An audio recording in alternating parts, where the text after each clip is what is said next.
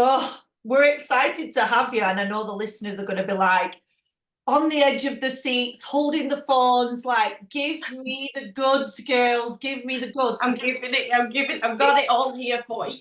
This is it, because mums need to get hold of the sanity, get back the sexy. Just because you're a mum doesn't mean that your sexy has to go away.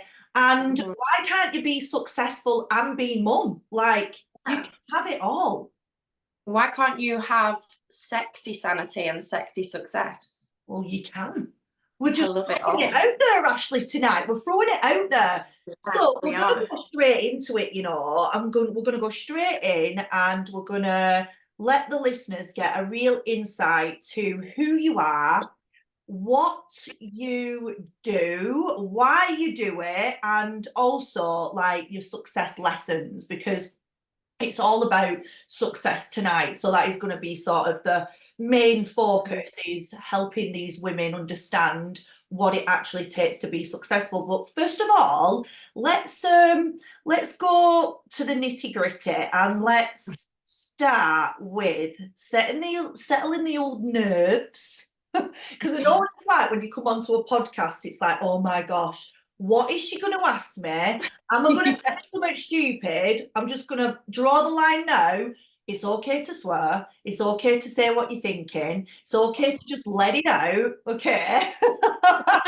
It's fine. Because it's reality. It's real life. This is for the mums, not the kids, right?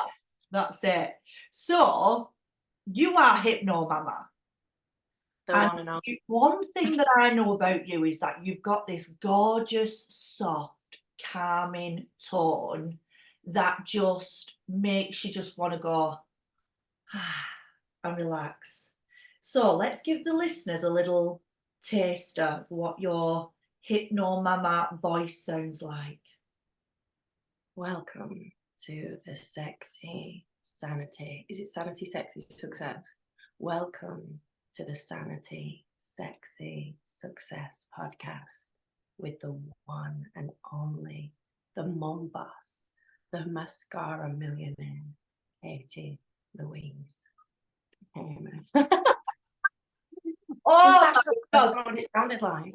I don't know whether that's calming, soothing, or sexual for me. Like that voice. Yeah, I feel like we cross all the lines and everything just blurs into one. It's like a chocolate truffle. I don't know why that came to me. Oh my God, I love it. But that voice absolutely ticks the boxes for me. Like, there's no wonder why so many women are literally listening to you at night time, okay? And their husbands. And their husbands. So we get people saying, my husband asks for you to be in the room at bedtime. And then there's people who go, I've started using your audios for my kids to go to sleep. So now at the start, 2024 is the year where my audio sessions are going to be like much more available. So I'm expanded on downloads rather than, you know, booking me. So if people who can't get a session, I'm going to be doing the downloads and the Spotify and everything. But yeah, it's so weird. I never thought in a million years I'd be doing this, but every now and then, especially, you know, I'm a single lady. So if I'm talking to a guy and I talk on the phone, they usually say something about my voice, and I'll be like, well, I don't tell people what my job is straight away. I wait like until I'm really ready. And then I'll go, well, yeah, my voice pays my bills. It genuinely pays my bills. It's weird, isn't it? It's weird. I love that. I absolutely love that tagline. Oh my God.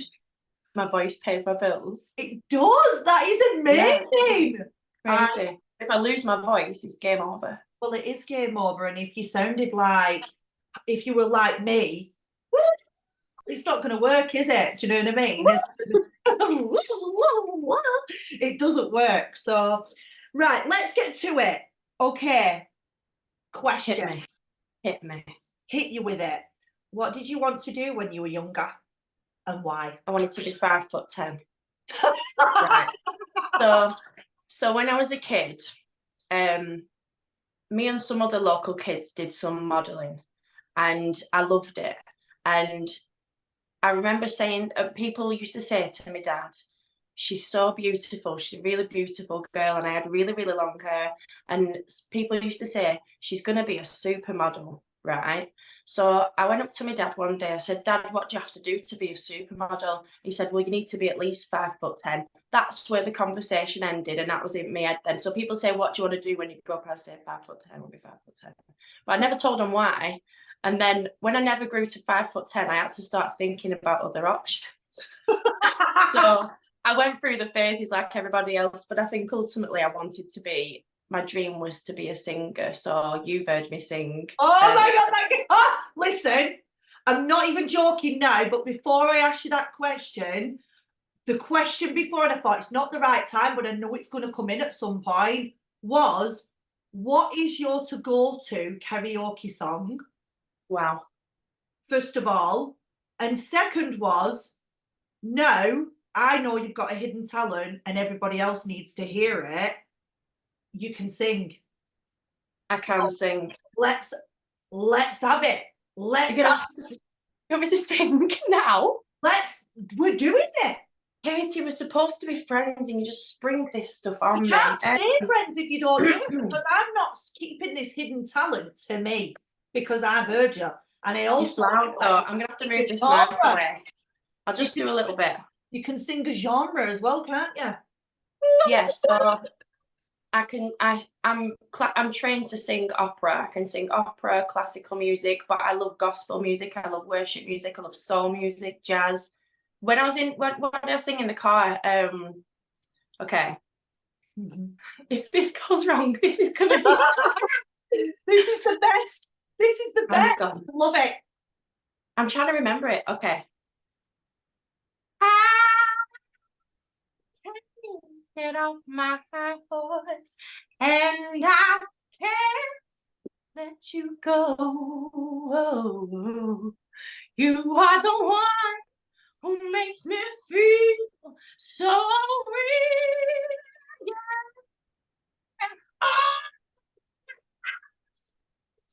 Oh, baby. Oh, baby. When I'm so hooked up on you, then I realize that you are somebody else's. Yeah.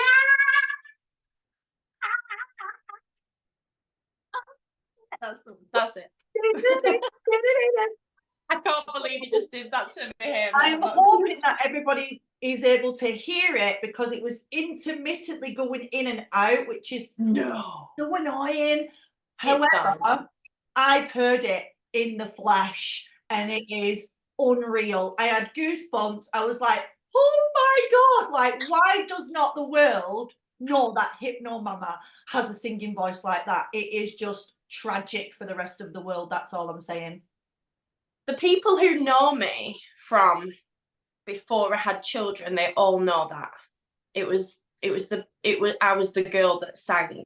I had the big lungs. That's what, everyone knew that. But, and this is going to be, I did think about this when I was thinking about this. When you asked me, I was thinking about the successes in my life and what they were.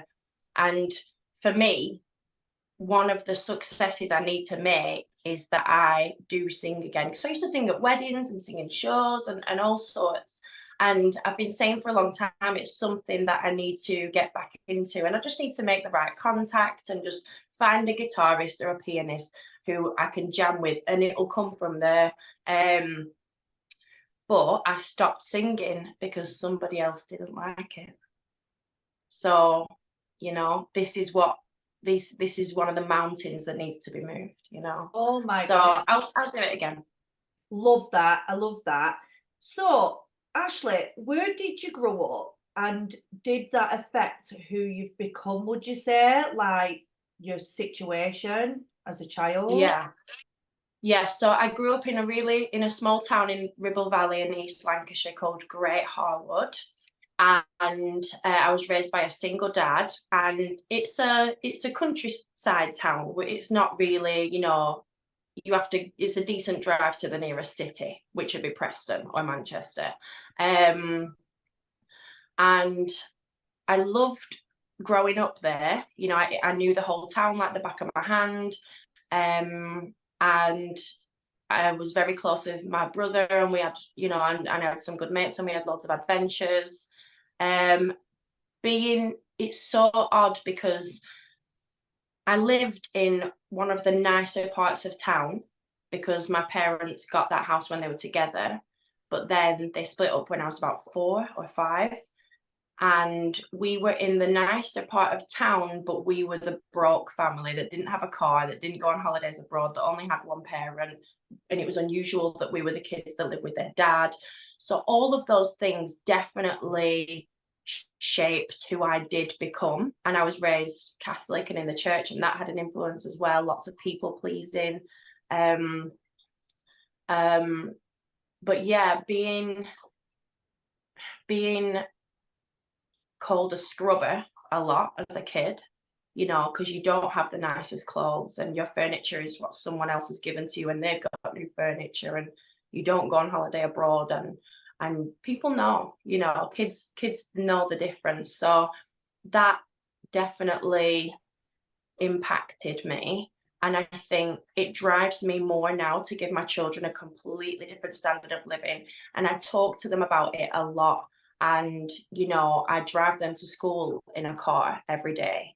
And it's a new car. And I say to them all the time, do you know how lucky you are? Because we couldn't just nip to the supermarket. We had to walk everywhere or get a bus and a taxi. And it's just a different life for them. But knowing that way of living definitely motivates me. Well, and I think it always will do. Because I never want them to have that experience. Never want them to have that experience. And this is the thing. And if there is anybody watching and listening, I really want you to just listen to what Ashley just said then, because I always say this: when difficult situations happen in our life, we always have 2 pathways that we can go down. We can choose the easy route, which is wallowing, and that is the easy route, or we get off our asses, I was going to swear then, get off the arse and get moving to change your situation and use it as a lesson learned to then have a different lifestyle for yourself and your children moving forward. Like, you can't make excuses up for why your life isn't where you want it to be because of your childhood, is what we're getting at tonight.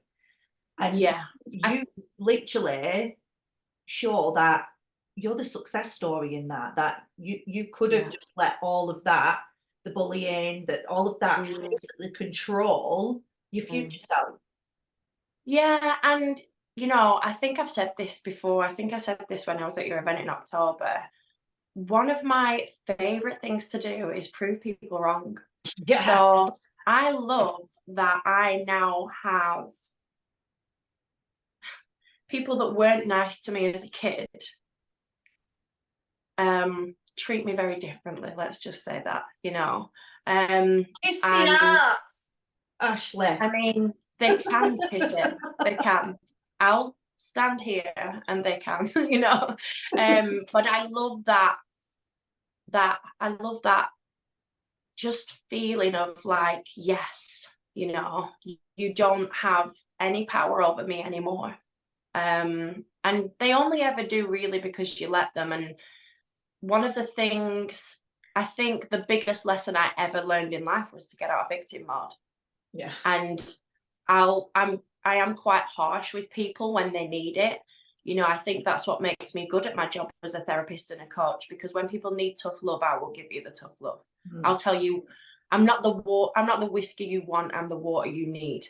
Yeah. You know, and I will say what you might not necessarily want to hear, and it shocks people, but generally I can manage to do it at the right time in the right way. And if people are ready to work with me, then they're ready to hear it. And they end up loving it a lot of the time. They'll go, like, I like it because she'll kick me up the ass when I need it. Yeah, definitely. Well, I mean, that's your niche market. You know, you attract people like yourself that want to get out of the situations. Like, that's what you it's like you put out, and you attract what you're putting out. So I love that. Now, Ashley, if you could describe yourself in 3 words, what would those 3 words be?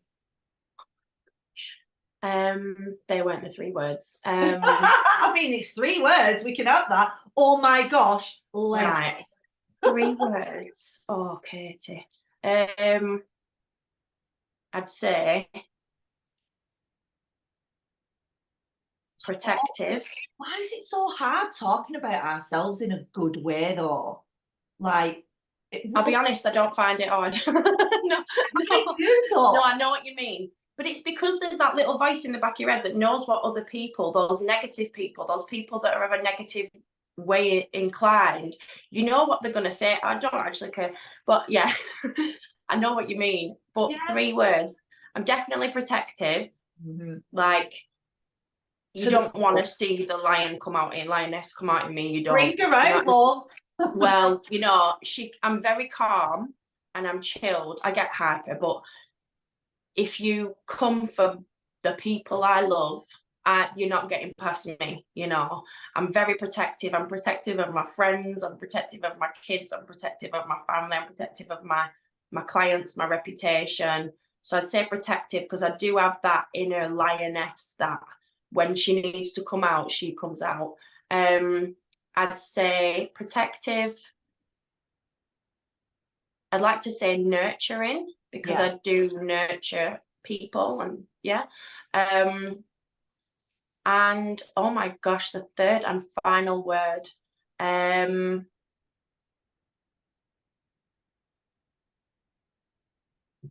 Bright, and I'm going to leave that open to interpretation. And you know what? I love that. I love the bright. And I was literally on the tip of my tongue going to say it because the word that always springs to mind for me is confident.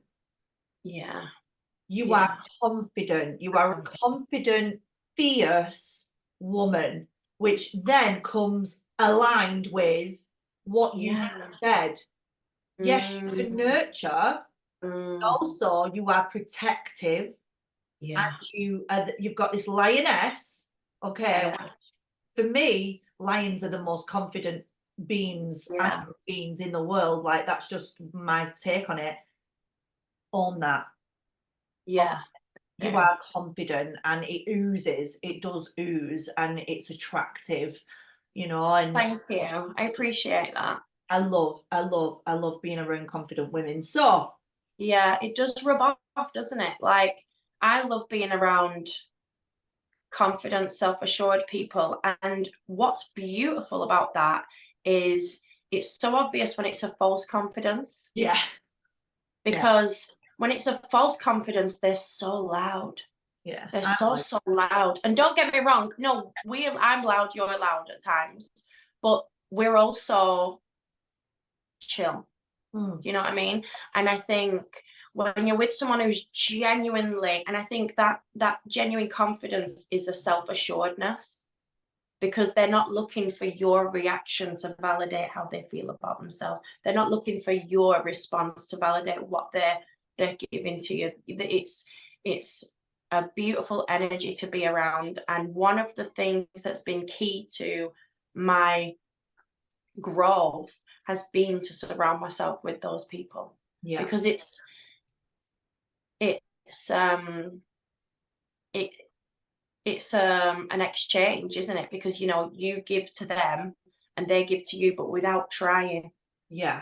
That's it. I mean, when you surround yourself with those people, you become like those people. That's what I've always been taught. Like, that's why I surround myself with successful people, because you know, powerful, successful people, because of where I want to go. I don't want to be in circles of who I am right now. I want the next level. And it's got to reflect your future, not your past, right? Correct. So, Ash, we're going to go to single mumming now. I'm going to take you to the babies. We don't want any waterworks. I promise you it's not going to be hard graft, this part. Being a mum's graft anyway. I mean, never ends. It's one of the hardest jobs in the world, but one of the most rewarding, I think we'll all agree. I'm going to say this right now. I really take my hat off to you being a single mum, because I believe that is got to be challenging. I mean, I don't know because I've not been in that position, not for a long period of time anyway. I've had moments of it. Yeah. But you know, that petrifies me. But I know the one thing that you always say is that you shouldn't stay in a relationship if it doesn't work. You have to take yourself out of that situation, no matter how hard it is. So hard as well, though. It's so hard. But you have to, once you become a parent, it's your responsibility to protect those children. And that protection can mean you create the healthy environment, because they will become a product of the environment. So, you know me, I'm quite private. I'm not going to go into details about things like that, but it's your job to put them before you. You know, it has to be, you have to put yourself first, you work and take care of yourself. But as soon as you bring those people onto the planet, every child that's born on this planet deserves a healthy home environment. They deserve safety, and they deserve peace, and they deserve to have a healthy model of relationships and humanity. And what I love, don't get me wrong, there's a lot of sadness to it as well, obviously. Like it makes me sad. You know, I never wanted to be in this situation in a million years, and I really, really, really, really, really tried to not be in this situation. But there's so much good that's going on now as our family is just the three of us. My kids are entrepreneurial. They know that they can be successful. They know that they can set up a business and make money for themselves without depending on anybody else. They know that, yes, it takes hard work, because they see it. I'm working from home all the time. So some days, and I've only just recently got into a flow and a system. And I would say anyone that's not even a single parent, but just a parent, it's trial and error in terms of your business and your babies. So I've just recently, and it's a combination of the kids getting old enough to fit into the flow of that system, and me being disciplined with that myself and that system. So on 3 or 4 nights during the week, they know that they will come home, have their dinner, and mummy's working. Yeah. Mummy's working, and you do your homework, and you have your shower, and you make sure you've got all your uniform ready for tomorrow. Routine. Yeah. And you do your jobs, and one of them will clean the table and wash the dishes, and one of them will hoover and put the dishes away. And we have this system, and you know, it takes, sometimes I have to nag, but then I'll go, do you want to go on holiday? Because if you want to go on holiday, you're gonna, mummy needs to work. Yeah. So being a single parent, my dad always used to say to me, and obviously I grew up in a single parent home, so I never wanted this because it, you know, but I remember my dad tying my shoelaces, and he said to me, and I must have been really little because I couldn't tie my shoelaces, hello. Let's hope I wasn't 12, but but he was tying my shoelaces, and he said to me, it's not just twice as hard when you're on your own, it's 10 times as hard. And I didn't get it until I was walking in those shoes. And I'll say, financially, that is huge. You know, when it's just you that's covering everything. There's not, everything. School shoes, school uniforms, school trips, food in the cupboards, the treats, the birthday presents for the friend, everything. When everything's on you, and you know what it's like when you're self-employed, your salary is different from month to month. So some months, it's great, but then some months I'm not paying myself because, you know, X, Y, Z. But once I knew I'd made that decision that I wasn't going to give up at this, what other choice do you have? You put your feet to the floor and you do it, and you do whatever it takes. And since I've really been solid in that, I have elevated, and sometimes it's slow, and sometimes it can feel stagnant, and sometimes it might cross my mind, is this worth it? Because it would be easier to get a job with a salary and fixed hours. But, you know, I was saying to my cousin over New Year's that at the end of the day, if my son you know, God forbid, is off sick from school, I need to be able to pick him up and be at home with him. And that's what matters most to me, and especially because I'm on my own, there's no one else that's going to pick him up and take care of him all day. It's just me here. So it kind of works hand in hand, because it's for them. This is the best way I can give them the best life, but it's also for the people that need me. And I think the main reason why I'll never stop doing it is because people need me to do it. It's a passion, it's a purpose, it's more than just a paycheck. And this is the thing, this is why the more successful people are successful in what they do, is because it's so much more than just collecting a paycheck. It has to be more than that for you to excel to sort of the top 1% of, you know, of the successful people. Like, if that's where you want to go, if you want to be #1 hypnotherapy woman of the freaking world, it's going to take showing up. Universe, did you hear that? It's happening. In Forbes, #1. Just saying, like, it's going to take hard work, commitment, sacrifice, having your family on board, and by the sounds of it, you've got all of that. And this is, I mean, the questions that I was going to ask you around this, like, your biggest challenge, you've already answered it. Like, your biggest challenge is obviously financial. It's being able to put the food on the table, keep the house warm, do all of those necessary things that you need to do as a parent, not just a single parent, but as a parent in general. Like, do you know what? I think time management is probably the hardest, because if the time is managed, the money is there. I can access it. But as a mom, I was talking to a client. I've got an overseas client who I need to introduce you to her because you'll love her. But I was talking to her a while back, and I said to her, girl, if I didn't have kids, I would be so rich. So rich. I would be so wealthy if I didn't have children, but I've got children. So it is what it is. You know, we're where we are, but it's happening. We're going in the right direction. So I'd say, as a single parent that is an entrepreneur, time management is the hardest thing, but financial demands are so much more when you're on your own, because there's not someone else who's saying, okay, I've got the mortgage covered and the council tax covered and the car covered. No, because I'm covering it, you know. So it's hard, but I can't imagine being any other way. And anytime I do imagine it, the answer is no, we're doing this. Not today, son. Not today. Don't get me wrong, if my knight in shining armor walked through this door right now and said, baby girl, you don't need to work ever again, just take care of me and I'll take care of you, I'd think about it. I'd think about it, Kay. I'd be like, you can take care of me, but you're not moving in. Like, I'm still having my own space. I've lived alone for nearly 6 years. I cannot imagine living with someone. It's wild. Listen, Ashley, you're not missing out, because my fella leaves his dirty socks all over the place. I find them everywhere. I have to clean up after him. He leaves her from shaving in the sink.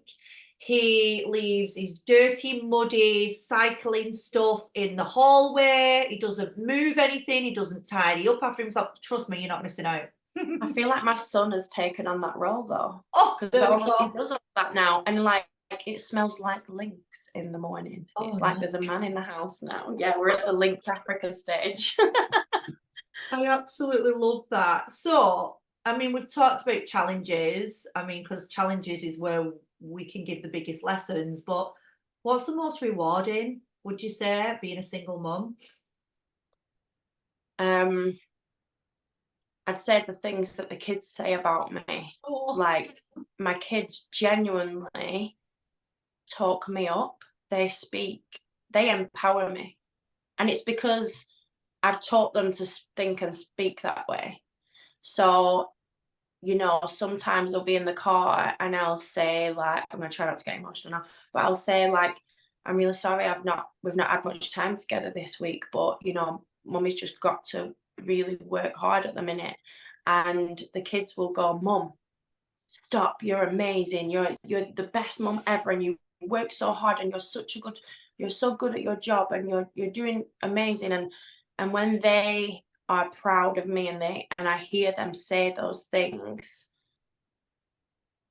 like, you don't ask for that, and you don't expect it, and you don't demand it either. Like, I'd never say, tell me you're proud of me. I want to hear you say you're proud of me, or uplift me. I want you to uplift me. Like, you can't put that on your kids, right? But when I hear them just give it. talk to me like that, it's wild. It's the most beautiful thing. And when they encourage me to keep doing what I'm doing, because there's times when I get tired and drained and all of that.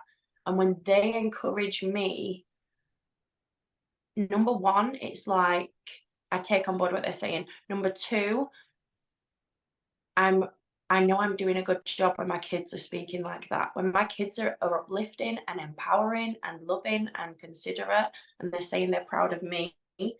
So I actually did some work in their school, and my son was worried. He thought I was going to embarrass him. And I might have pointed him out in assembly a couple of times. And the kids were asking me questions like, have you ever hypnotized Hayden? Like, they were having fun with it. But I was also, worried that he was going to be embarrassed.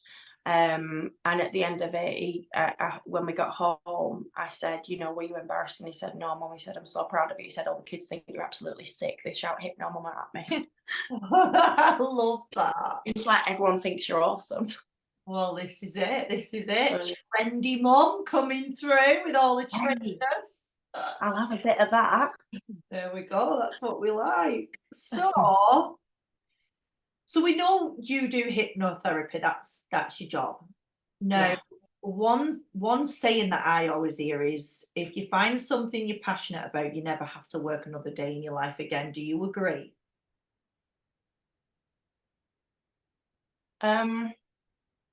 Okay. So for me, there's like two sides to my business, and I'm very good at my job, and I don't feel like it's work when I'm delivering the service. So when I'm in the session, I don't feel like it's work. I'm taking it seriously, and I'm trying to be professional and deliver the best, outcome and experience possible. Don't get me wrong. But it's the business side. It's the running of the business. That feels like work. The admin side, the back end, all of that, sorting out the diary, the calendar, the invoices, the accounts, all of that, that feels like work. But I do genuinely, when it is challenging, obviously, when I'm in sessions and I'm doing treatments and all of that. It's challenging, especially because I'm moving mountains. I can't say the wrong thing, Katie. I can't say the wrong thing. Whatever I'm saying to that person who's a lot of the time at the most vulnerable, because these people may never have opened up to anyone like this before or had this breakthrough before. And I have to say the right thing. It's pressure. And I have to pick the right moment and say it the right way and all of that. But I get a buzz off it. It doesn't always feel like work. And I do feel like God moves through me when I do that. When I do what I'm doing, I feel like I'm doing God's work, like God wants me to do this. But the business side of things, running a business, running a company, that feels like work. So I do agree, but I also work really hard. Yeah, I agree with you. I think if you find something you're passionate about, it doesn't feel like work. Yeah. Because you wake up with that spring in your step. Like, I remember when I was working, the 9 to 5, so to speak, clocking in, clocking out, it was like I was literally looking at my watch all the time thinking, when's it on time? Do you know what I mean? And that's not a way of life. When reality hits, you're actually spending most of your time in that workplace. So if you're not passionate about it, why are you doing it? Do you know what I mean? Yeah. That's how I feel about it. I think there's a fine line of going to work to make the money, but if you don't have that love and passion for it, it's even harder work. We're doing something so much heavier. Yeah. It's heavy. It's heavy. I remember, and this is one of the things that really motivated me to find my thing and be self-employed and be a business, because I'd sit at my desk and I'd just keep looking at that little clock at the corner of the computer monitor, and I'd just be waiting for 5 o'clock. And, you know, that was when I had Hallie and when I was pregnant and after I had Hayden, and I missed Hallie's first steps. The childminder, I wish they hadn't told me actually, but they texted me while I was at work and said she's done her first steps. And the guilt I felt, but I had to work, you know, we had a mortgage to pay. I had to work. But the guilt I felt, and honestly, I think we're at a time now, 2024, and if you're watching this and it even just crosses your mind that you could start a business and have a side hustle and just make some, even if it's you don't get paid for a while at first, that's normal. I think people need to also accept that that's normal. It's normal to not get paid straight away. So if you're getting paid straight away, that's a massive bonus. But if it even crosses your mind, just go for it. Just go for it. Because the worst that can happen is it doesn't work out and you go and you don't do it anymore. But you'll know you tried, because there's nothing worse than being on your deathbed at 80 odd years old and going, wish I'd done that.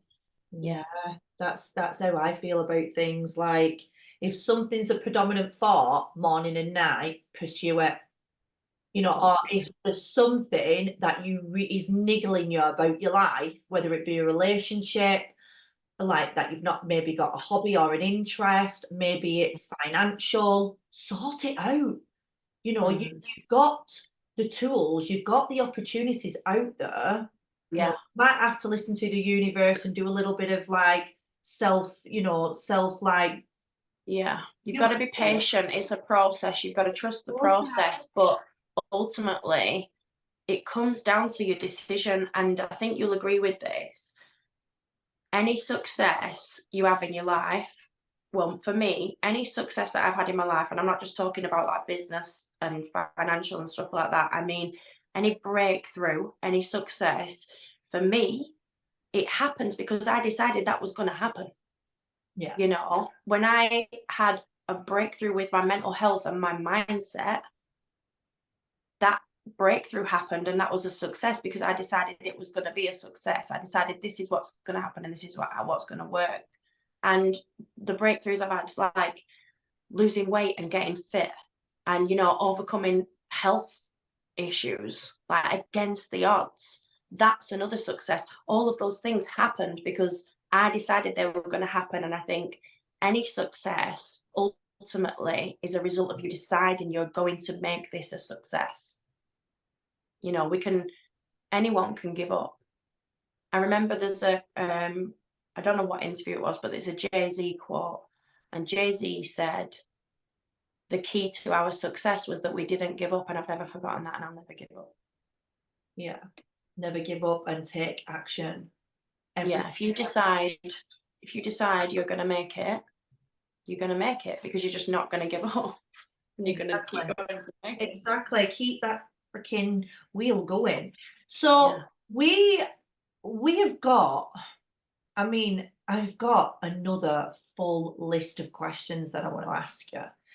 But these all sort of go towards confidence. And I feel like I want to keep these for when we do our collaboration in February, because I think, you know, when we're talking about building businesses, you know, activating your higher self, elevating, you know, yourself, financially, whatever, it all boils down to this self-love, self-acceptance, self-confidence, self-worth. When we own that, anything is possible. I genuinely believe that. As a woman, when you walk in confidence and you love yourself, anything is achievable because nothing gets in your way.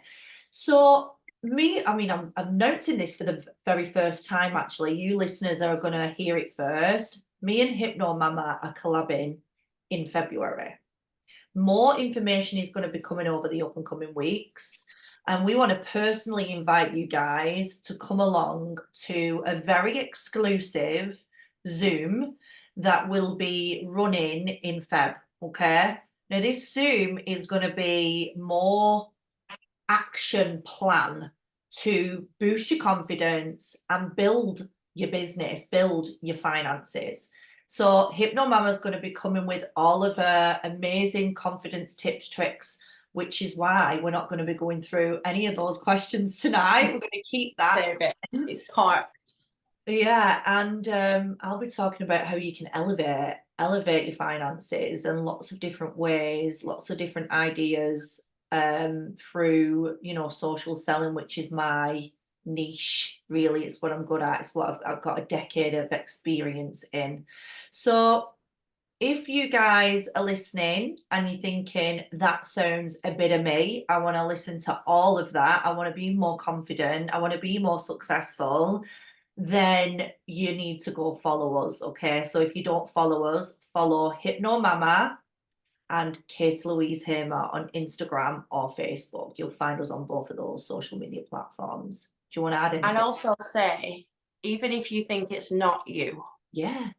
even if you think that's not me, I can't do that, just open your mind up to it, because you know, you and I have both had 360 transformations in our lives, and it starts up here. Oh, it starts up here, you know, it starts in your mind. So even if you don't think you are a businesswoman or you can be a businesswoman, even if you don't think you can become a confident person who puts themselves out there, just open your mind up to the fact that, you know, you can be whatever you ultimately decide you're going to be. And you know, I never thought I would. If someone had told me when I was 14 years old that I was going to be an entrepreneur and I was going to have, you know, the clients I have and the places I go and the groups I speak in front of, if someone was going to told me that, and I'm sure if someone had said to you when you're a school kid, never in a million years. So even if you don't think it's you, just dip your toe in the water, because it's good over here. It's real good. I mean, listen, ladies, if you're hungry, if you're starving, if you're like, I need a new lifestyle, I need a new life, like I'm not happy with what I've got or who I am, because ladies, comfortability, I'm going to just touch on this. Comfortability is the worst place that you can be in. You know, fluffy back blanket, PJs on. Oh, I'm so warm. Love this. You have to get all of that off and get uncomfortable. Let's get naked, is what I'm saying. Yeah. Get naked, get uncomfortable, because in uncomfortability comes growth, comes confidence, comes success. And that's what we're going to teach you in February. Every woman should be able to walk in ultimate confidence. End of story. Let's forget about this. Let's focus on confidence for a minute, because that is massive for me. One of my major goals before I even started my own business was that I wanted to face my fears of having my photos taken because of my facial paralysis. I wanted to be comfortable with not having my hair over my face, and like eventually the goal was that I wanted to be able to stand up in front of thousands of women and give my value, which I do year on year in, do you know? So don't tell me that you can't elevate. Don't tell me that you can't be a better version of yourself, because you can. You've just got to be open to growth. Yeah. And it's uncomfortable. That's it. It's just uncomfortable. I always say it's people think they're in their comfort zone, but it's actually a discomfort zone. You're there because you're uncomfortable everywhere else. You're there because you're uncomfortable. That's why you're in that zone. It's not a comfort zone. It's a discomfort zone, because, well, you know, once you've transitioned out of that and you've faced the discomfort and you've experienced the growth and you see the evidence of the growth, it's really clear. Because I'm sure you can look back now at, you know, Katie, who hid behind her hair and didn't want to be in the pictures and all of that, and stand in front of people and have attention. If you think about that Katie, she was uncomfortable. So she was in her discomfort zone. And the same with me, you know, when I was a people pleaser, literally breaking my back for other people, that's because I was uncomfortable. I was in my discomfort zone. And now you know, we face those challenges and we experience that growth. And how much more comfortable are you in your own skin? I know 1,000,000%. It's wild, it's beautiful. There's always room to grow, even when you feel Always. like you're at your confident self. Because guess what? Life throws us curveballs, ladies. It comes and slaps us in the face without realizing it sometimes, and it knocks our confidence. And this is why listening and learning and developing those confident muscles, that's going to be just amazing as a life skill moving forward, so that you can be armored really for when life does knock you for six. And it will happen, because no life is perfect and plain sailing 24/7, trust me. And it still happens. There's still you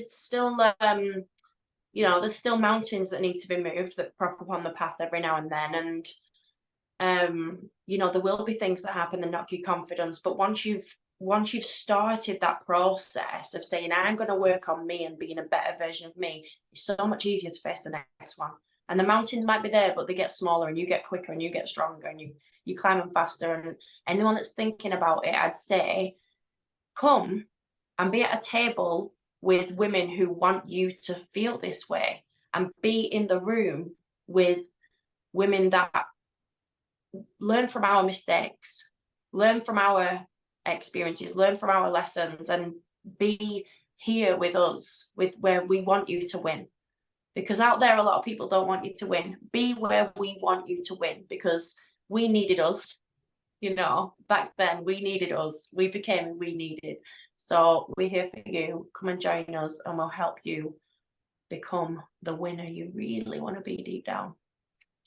So, ladies, listeners, I just want to say thank you so much for tuning in with me and Ashley tonight. Episode 3, Success Check.